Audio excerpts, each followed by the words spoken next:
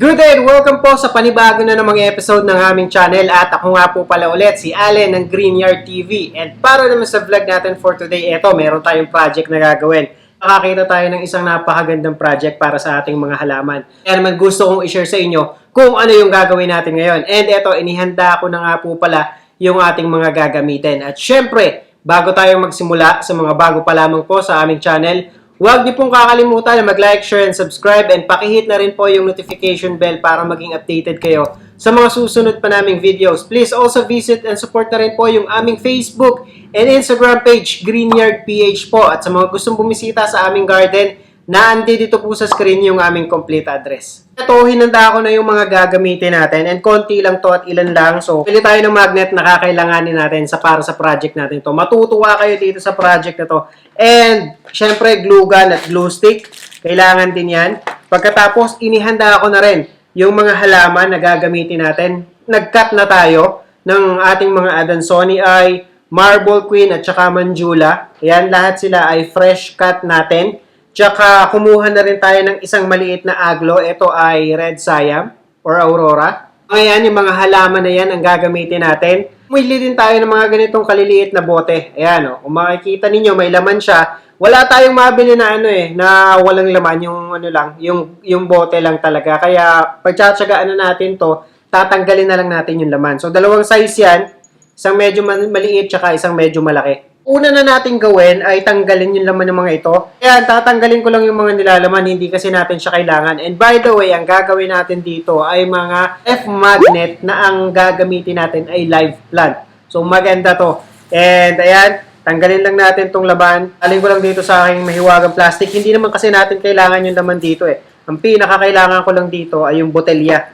And kung halimbawa bibili kayo ng bote, yung maliit lamang, siguro mga 3 to 4 inches lang to. Tsaka siguraduhin yung magaan. Kasi, syempre, lalagyan natin siya ng halaman, didikitan natin siya ng magnet. Mas maganda kung magaan para sigurado tayo na hindi siya malalaglag o kaya siyang suportahan ng magnet. So, yan. Tanggalin lang natin. Sigurado naman may nabibili nito sa Lazada. Binili lang namin kasi yan sa bookstore. Meron sa bookstore o kaya naman dun sa sa mga parang DVD Visoria. And kung inuhin na rin natin itong maliit, tanggalin na rin natin yung laman itong maliit.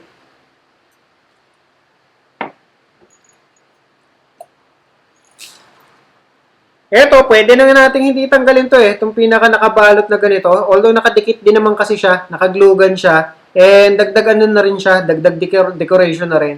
Hayaan na lang natin. And meron naman tayong plain, di ba? So, ayan. Makakagawa tayo ng plain lang at saka nung hindi. O ayan, napakasimple. Pagkatapos nating tanggalin yung mga laman itong ating mga botelya, kailangan natin itong magnet. Itong magnet sa mga school supply, meron kayong mabibili nito. Even yung sa mga sa mga Divisoria or kahit siguro online may mabibili kayo. And siguraduhin lang natin kung alin yung part na didikit. Kailangan lang natin gawin na kauna-unahan ay idikit itong mga magnet na binili natin dito sa botelya na gagawin natin. Since magnet nga yung gagawin natin, isa sa pinaka-importanting factor yung magnet. Tsaka syempre, yung rep na rin. Pagka wala tayong rep at saka wala tayong magnet, hindi tayo makakagawa ng rep magnet. So, yan. Pero, hindi naman ibig sabihin yan, sa lang natin siya pwedeng idikit sa ref lang. So, pinaka-option lang natin yon. Pero kung halimbawa, may mga wall kayo na medyo may pagka-metal or didikitan talaga ng magnet, pwede din natin siyang ilagay sa mga spot na ganun. Initin lang natin ng konti itong ating glue gun. So, siguro magbabudget lang kayo ng 150 to 200 pesos. Meron na kayo. Ito kasi mura lang naman to. 29 pesos lang to. 6 na piraso na. So, depende na lang kung ilan yung gagawin ninyo. Ito, nasa 20 pesos to. 24 yata to. Tapos itong maliit, nasa 20 pesos. So, yun lang. At tapos, kung meron naman kayong mga halaman sa bahay, yun lang. Tapos, kung may glue gun na rin kayo, di wala na tayong problema. So, yan. Didikitan muna nating isa-isa. Itong ating mga botelya.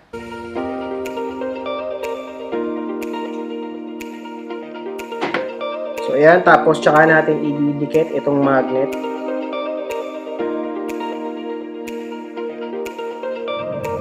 And then, isa pa natin sa baba. Dadalwahin natin yung magnet na ilalagay natin para mas matibay ang kapit niya sa ref. Kumbaga, kahit medyo mabigat ng konti, alam mo na hindi siya basta-basta babagsak.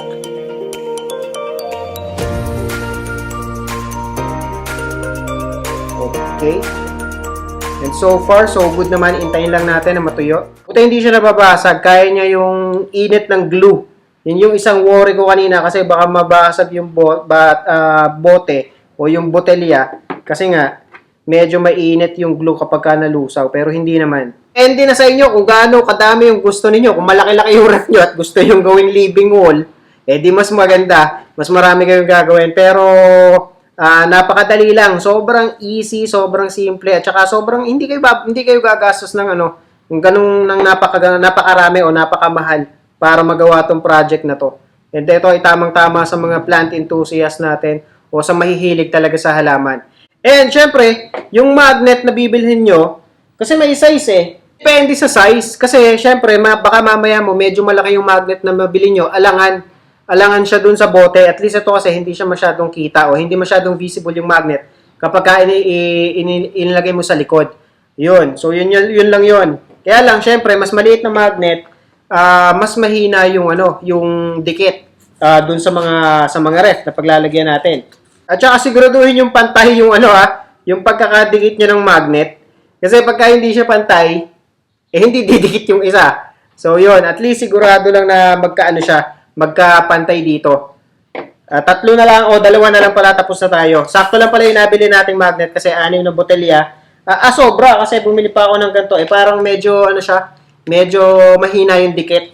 Kaya ito na lang yung ginamit natin, itong isa. Habang nagagawa ako dito, pwede kayong mag-comment kung ano yung mga nais nyo pa na i-vlog natin o i-feature natin ng mga halaman para naman at least magkaroon ako ng idea kung ano ba yung gusto ng ating mga subscribers o ng ating mga viewers. Bukod sa mga propagation, bukod sa mga taking care, kung meron pa kayong ibang mga naiisip na mga technique or mga paraan sa pag-aalaga ng halaman o kung iba't ibang klase ng paraan pa para makakatulong sa mga subscribers natin, i-comment nyo lamang dito para ating matalakay at magawa natin ng vlog sa mga susunod na panahon o susunod na araw. Ayan, matatapos na tayo. Last one na nga pala ito.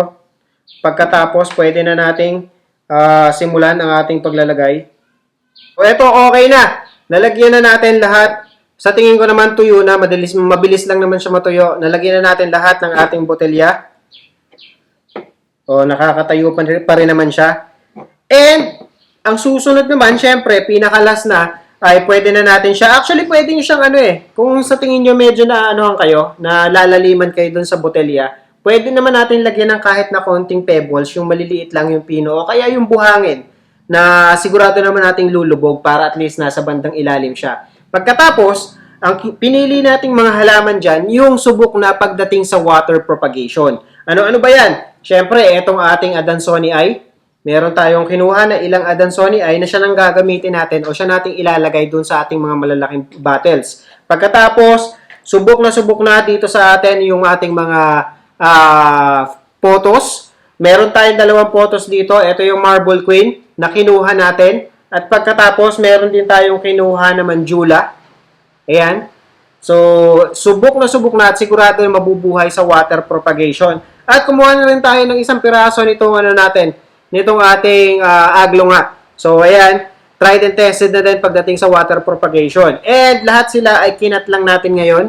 Kanina lang natin sila kinat. Sigurado na mabubuhay natin siya sa tubig. So, wala na tayong gagawin. Ang lalagay na lang natin or kailangan na lang natin gawin, ilagay itong mga halaman na to at lagyan ng tubig. Katulad nito, i-check nyo muna kung alin yung babagay sa bote ninyo. At saka ang advice ko, syempre, since maliit yung bote, kumuha na lang kayo ng ilang piraso o yung maliliit lang na portion o parte, hindi kailangan napakalaki. Kaya katulad nitong aglong kinuha ko, yung pinakamaliit, yung kinuha natin para at least sigurado tayo na eksakto lamang siya dun sa bottle. O diba, sakto dito sa botelya o kaya ay dito sa mas maliit na part. Yan. Pagkatapos, meron pa tayong isang Adansonii ay. So, kinuha ko lang yung pinakaibabaw tsaka yung maliliit na dahon. Meron kasi malalaking dahon hindi ko na isinama kasi nga, alangan naman siya. Ayan. Tapos, ipuposisyon nyo lang siya ng tama, syempre. At pagkatapos, ito namang ating mga Marble Queen. Pantubig yan, lalagyan pa natin ng tubig. Pansamantala, yan muna. Ano pa ba yung mga halaman na pwede natin gawin dito? Maaari pa yung mga Brazil.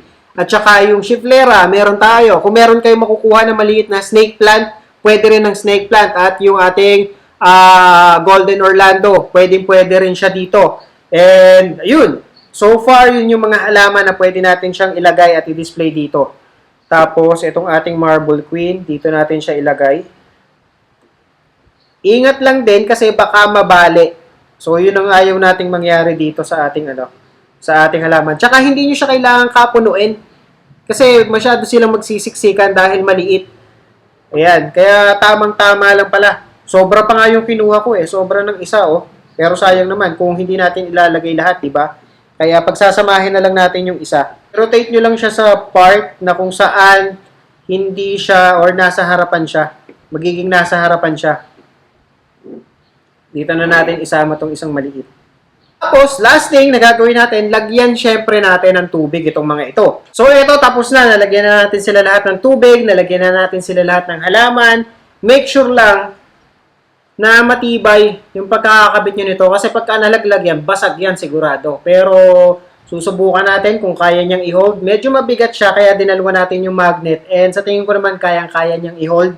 At yun, siguraduhin nyo, lagi nyo i-double check kasi minsan nawawala yung dikit ng glue gun. And sa tingin ko, kung halimbawa may mga, maganda pa yata gamitin yung mga, talaga, yung mighty band o kaya kung ano man na pandikit. Kasi mas madikit sila kung i-compare dito sa glue gun nag-try tayo, yung iba, dinouble check ko kanina, hindi ko na lang napakita sa video pero natanggal kaagad yung ilan dito kasi siguro hindi maganda yung glue gun or yung glue stick na ginamit natin. Pero ayan, dinouble check naman natin, siguraduhin nyo lang na naka-hold talaga yung magnet. At pagkatapos, lagyan nyo, dikitan nyo, kapalan nyo yung lagay para at least mas marami, mas madikit. Lagay na natin siya, so ididikit na natin siya sa rep. Tingnan natin kung ano yung kalalabasan nitong ginawa natin. Ang problema mo, wala yata kaming rep. So, yan. Try natin kung magwo-work itong ating ginawa. Ayan. So, makikita nyo naman na nadikit talaga siya. Diba? And yung ilan, naisipan ko na doon natin sa hagdanan dikit o ilagay. Tsaka hindi naman siya, hindi siya takaw space, di ba? Kita nyo, parang naging living wall talaga siya. Ayan na. Ayan na po mga kapatid, mga kaibigan. Di ba napakagandang pang-display o pang-decorate? Kung halimbawa, wala kayo masyadong ref magnet, isang idea to. And sigurado na mabubuhay ito kasi tubig lang yan Lalagyan lang natin yan ng ilang tubig ulit pagka naubos. And yan na.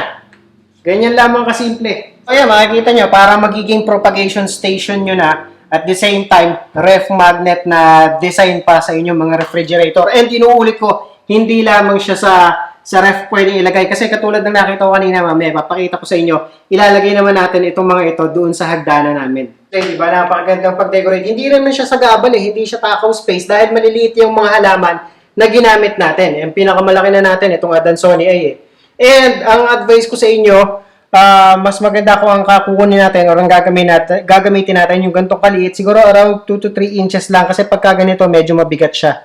So hindi siya masyadong mag-i-stick baka hindi siya masyadong mag-stick sa natin, sa wall natin or dun sa ref natin kapag medyo malaki. Hindi na masyado or hindi na lalaki pa dito dapat yung gagamitin natin. Kasi yun sa yan, bakal din ang aming hagdanan kaya pwede natin siyang dikitan itong ating mga ginawang ito. Yan. Pagkatapos, actually mas madikit siya dito kasi mas yung bakal na to. Hindi ko alam kung bakit, pero mas madikit siyang ilagay dito. Then, ito namang ating isang Marble Queen ulit. Pagkatapos, sunod natin itong isa nating Adansonii, pipihit lang natin ng konti para yan. Diba? And then lastly, Adansonii ulit. So, ayan. Imagine niyo kung pupunuin ko tong hagdan na to sa dami niyan. Pero kita nyo naman, decoration na kagad yan. Napakagandang idea pala talaga nitong ref magnet na to. And yun. Okay na. Tapos na tayo. And ayan, medyo kulang pa nga yung bili natin kasi dapat naman sa ref natin ilalagay. Pero para mas maganda pa dito pala sa pinakahagdanan namin. Kaya ayan, nagkulang pa tayo ng isa dito. Pero still, maganda pa rin, nakadagdag pa rin na decoration. Sa mga plantita dyan, gawin na natin to. Hindi lang ito yung halaman na pwede nating ilagay, magta-thrive sa water propagation. Ito lang yung ginawa nating sample dahil itong mga halaman na to, subok na. At syempre, magugulat si nanay dito pagdating niya, "Wah, ganda." Magugulat din siya kasi pinropagate na naman natin na walang paalam yung mga halaman niya. So, yun lang po, and I hope nakatulong at nag-enjoy kayo sa panonood ng video na to. And again, sa mga bago pa lamang po sa aming channel, huwag niyo pong kakalimutan na mag-like, share, and subscribe, and pakihit na rin po yung notification bell para maging updated kayo sa mga susunod pa naming videos. Please also visit and support na rin po yung aming Facebook and Instagram page, Greenyard PH po. Kita-kita po ulit tayo sa susunod na episode ng Greenyard TV, and thank you for watching.